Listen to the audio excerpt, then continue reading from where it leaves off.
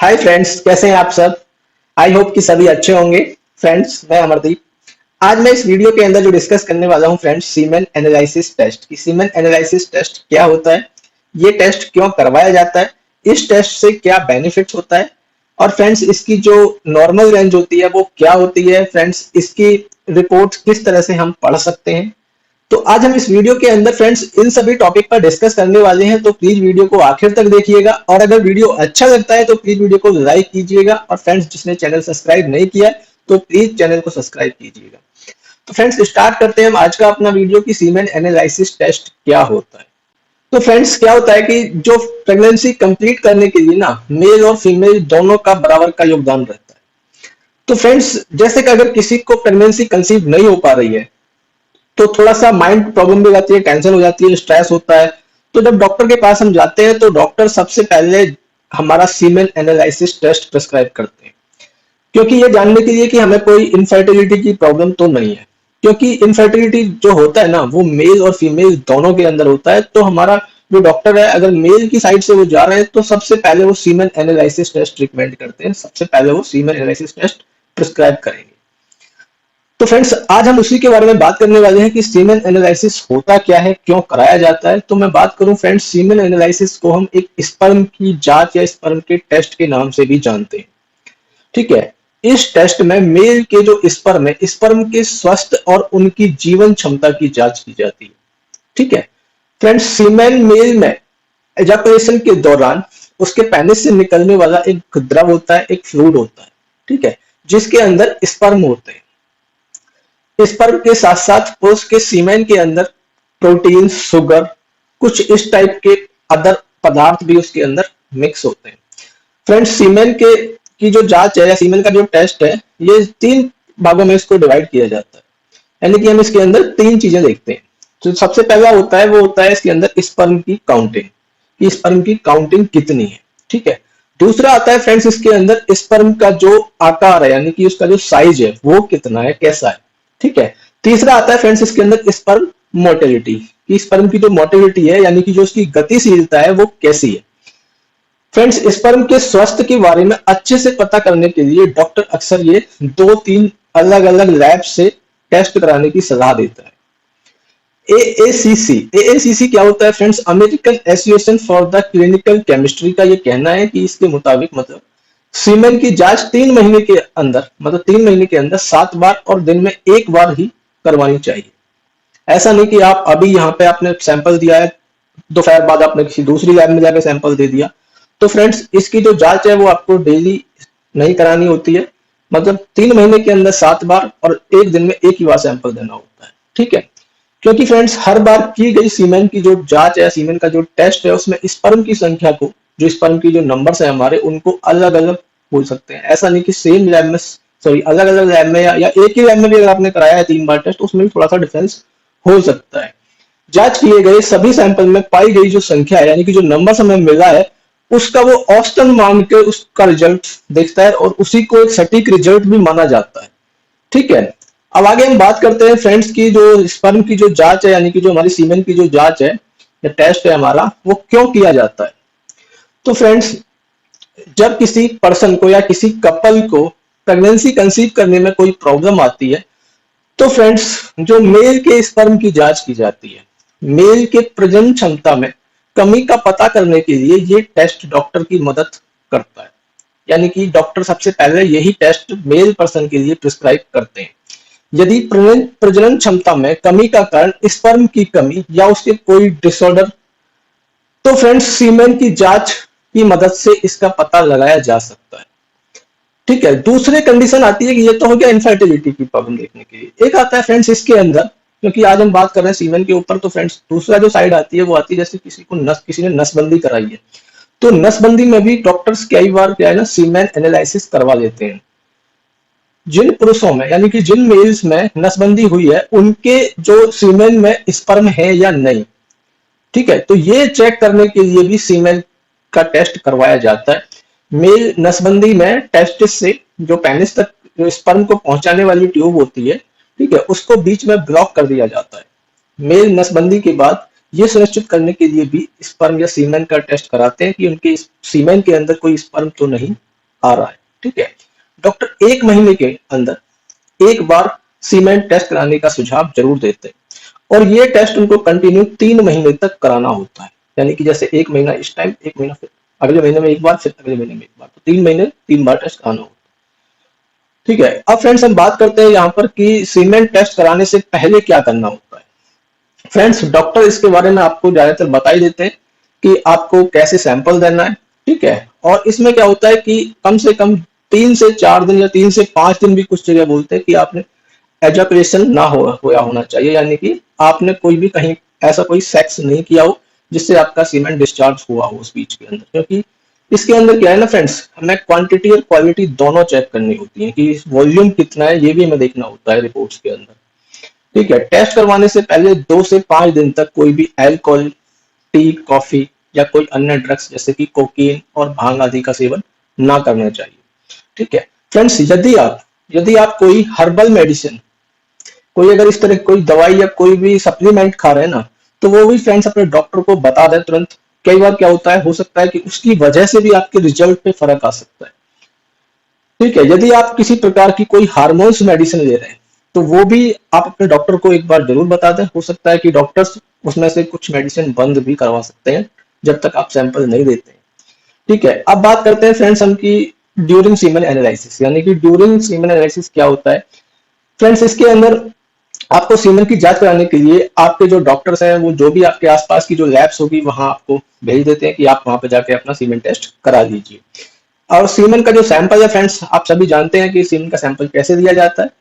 तो इसमें क्या है कि या तो आप मास्टरबेशन के थ्रू दे सकते हैं, ठीक है, या कॉन्डोम के साथ सेक्स करके भी कई बार सैंपल दिया जाता है। लेकिन जो इसका फ्रेंड्स बेस्ट तरीका होता है ना सैंपल देने का, वो मास्टरबेशन के थ्रू ही दिया जाना चाहिए, वो सबसे बेस्ट तरीका होता है।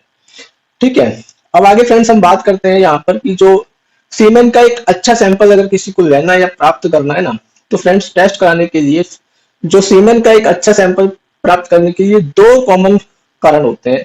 ठीक है, और वो एक बहुत महत्वपूर्ण कारण माने जाते हैं। पहला होता है फ्रेंड्स, जो सीमेन को जो हमारा बॉडी का टेम्परेचर है उस पर रखा जाना चाहिए। यानी कि सैंपल कलेक्शन होने के बाद सीमेन के सैंपल को जो हमारी बॉडी का टेम्परेचर होता है उसी टेम्परेचर पर रखना होता है। क्योंकि इसको अधिक गर्म या अधिक ठंडे स्थान पे या ठंडे टेम्परेचर पे आपने रख दिया ना, तो इसके रिजल्ट में जरूर चेंजेस आ जाता है। दूसरा क्या होता है फ्रेंड्स, जो सीमेन है वो हमारी बॉडी से निकलने के बाद लगभग 30 से 45 मिनट के अंदर ही इसका टेस्ट हो जाना चाहिए। क्योंकि ऐसा नहीं कि अभी आपने सैंपल लिया है और वो काफी देर तक अगर रखा रहेगा ना, तो वो खराब हो चुका होगा और उसका रिजल्ट भी एक्यूरेट नहीं आएगा। ठीक है, अब फ्रेंड्स आगे बात करते हैं कि इस टेस्ट कराने में कुछ हस्तक्षेप या कुछ ऐसे कारण जो रिजल्ट पर गलत प्रभाव डाल सकते हैं। ठीक है, सबसे मेन तो फ्रेंड्स इसमें होता है कि अगर कोई पर्सन को अपना सीमेन टेस्ट करवाना है ना, तो उस टाइम में कोई स्ट्रेस नहीं होना चाहिए उसके माइंड में, या क्योंकि स्ट्रेस की वजह से भी ना कई बार हमारे रिजल्ट पे वेरिएशन आता है। दूसरा है कि जो टेक्नीशियन है वहां पे, जो लैब टेक्नीशियन है, वो कोई गलती ना करे। ठीक है, वीर्य का सैंपल दूषित होना, इसकी वजह से हमारे रिजल्ट के अंदर प्रॉब्लम आ सकती है। जैसे कि टेक्नीशियन ने उसने आपको कंटेनर दिया और वो गलत कंटेनर दे दिया आपको। ठीक है, तो उसकी वजह से भी कई बार रिजल्ट पे वेरिएशन आ सकता है। अब बात करते हैं फ्रेंड्स यहाँ पर हम कि इसके अंदर जैसे कि मैंने पीछे बताया कि भाई हमें क्या क्या चीजें छोड़नी चाहिए। जैसे कोई ड्रग्स ले रहे हैं, कोई हम अल्कोहल वगैरह ले रहे हैं, कोई स्मोकिंग है, तो वो चीजें ना बंद कर देनी चाहिए। उनसे भी क्या होता है ना, रिजल्ट पे वेरिएशन आ सकता है फ्रेंड्स। अब आगे बात करते हैं फ्रेंड्स हम कि यहाँ पर आफ्टर सीमेन एनालिसिस, कि आफ्टर सीमेन एनालिसिस क्या होता है।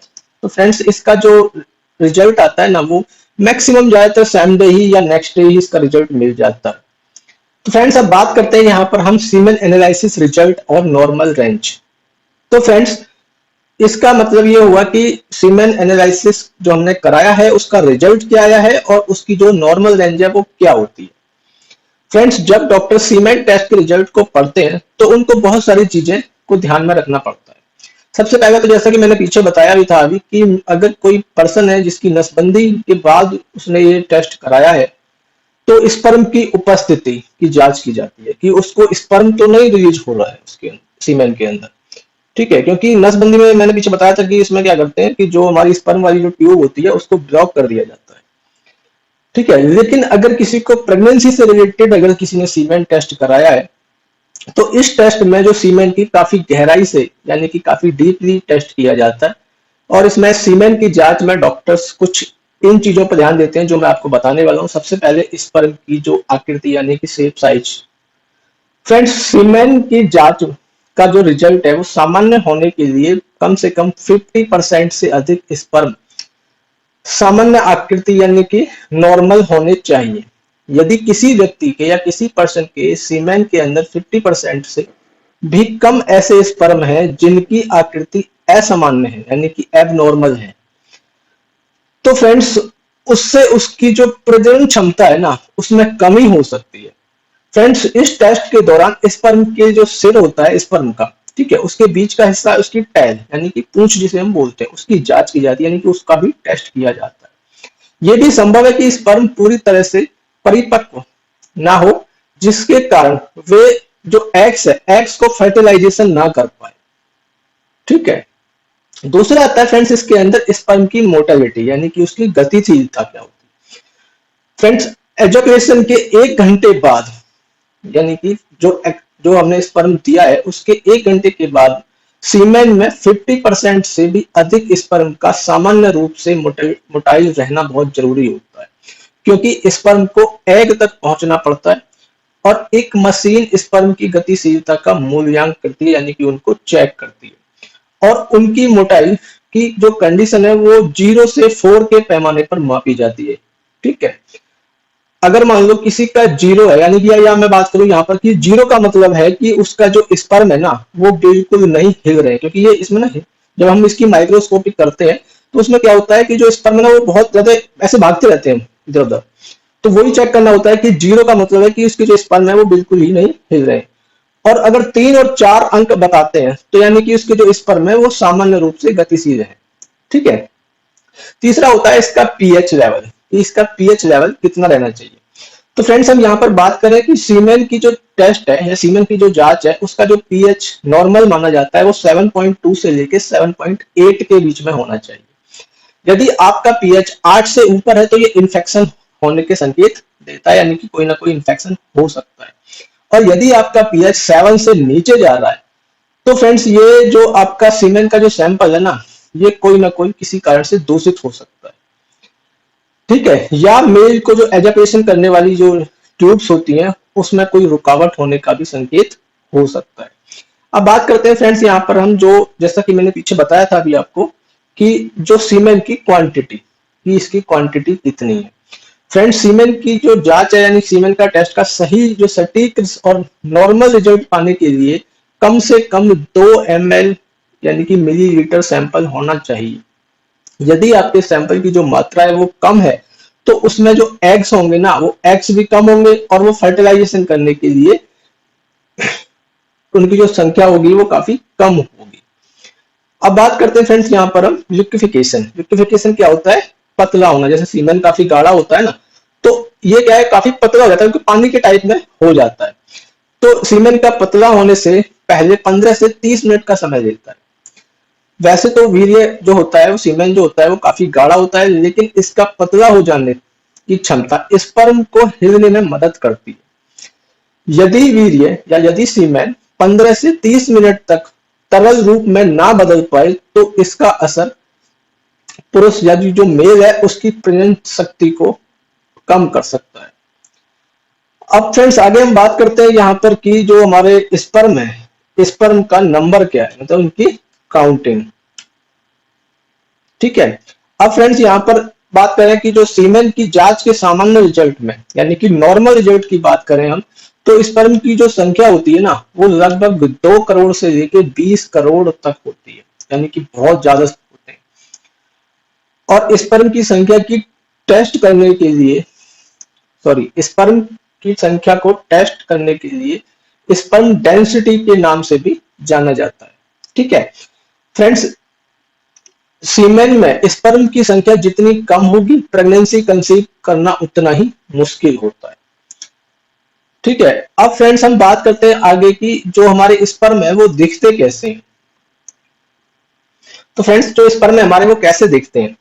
स्पर्म की जांच के सामान्य रिजल्ट में जो हमारे स्पर्म है वो धुंधले सफेद और धुंधले पारदर्शी दिखते हैं। ठीक है। यदि स्पर्म में रेड या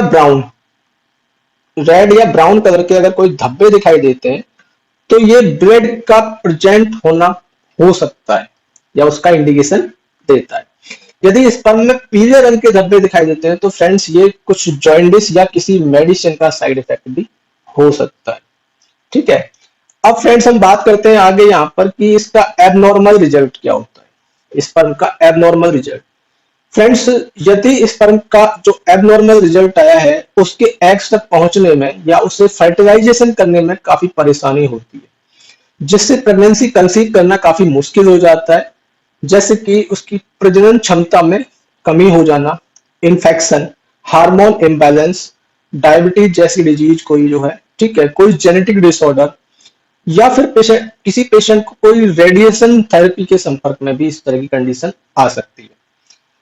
यदि आपका रिजल्ट असामान्य है तो डॉक्टर आपको कुछ अलग टेस्ट कराने का भी सुझाव देते हैं, यानी कि जैसे कि क्या होता है, कोई जेनेटिक टेस्ट जैसे कि डीएनए, ठीक है, कुछ हार्मोन्स टेस्ट, यूरिन टेस्ट भी करा लेते हैं कई बार जो, और फिर बायोप्सी होती है, और तीसरा होता है anti sperm immune cell test.